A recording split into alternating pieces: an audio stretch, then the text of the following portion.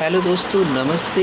आज हम बात करेंगे नागेश बड़जी के बारे में। एक संस्कृत के कवि हुए हैं, उनके बारे में बात करेंगे, उनके परिचय के बारे में बात करेंगे। इनसे संबंधित बहुत सारे क्वेश्चन नेट सेट और बहुत सारी जो विभिन्न परीक्षाएं होती है जो संस्कृत संबंधित, तो उसमें बहुत सारे क्वेश्चन इनसे रिलेटेड जो पूछे जाते हैं उनके बारे में आज हम बात करेंगे, नागेश बड़जी के बारे में। तो नागेश बड़जी का जो समय है वो 17 से 18वीं शताब्दी के समय उनका माना जाता है।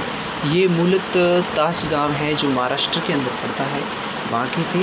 उन्होंने शिक्षा के लिए, एजुकेशन के लिए वो काशी में उनका निवास हो गया। उसके बाद में इनके पिताजी थे, उनका नाम था शिव भट्ट था। उनके माताजी सती देवी था और उनके गुरु थे जिनका नाम था हरि दीक्षित, जिनसे उन्होंने व्याकरण का अध्ययन किया। और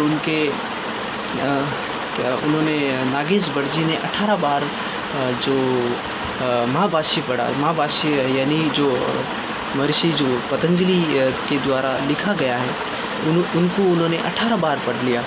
और उनके जो न्याय शास्त्र जो एक और ग्रंथ हुआ था, जिन्होंने जो एक कवि हुए थे जिसका नाम था राम भट्टाचार्य, उनसे इन्होंने पढ़ा था।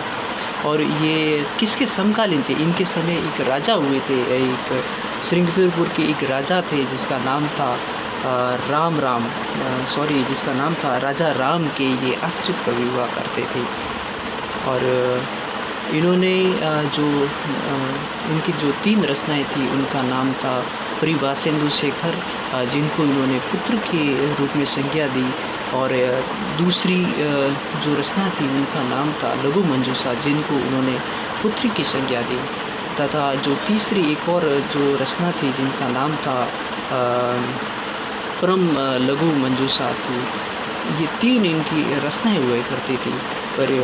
परिभाषेन्दु शेखर, जिनको उन्होंने पुत्र की संज्ञा दी, लघु मंजूषा जिनको उन्होंने पुत्री की संज्ञा दी, और जो तीसरा था जिसके जो रचना थी उनका नाम था परम लघु मंजूषा।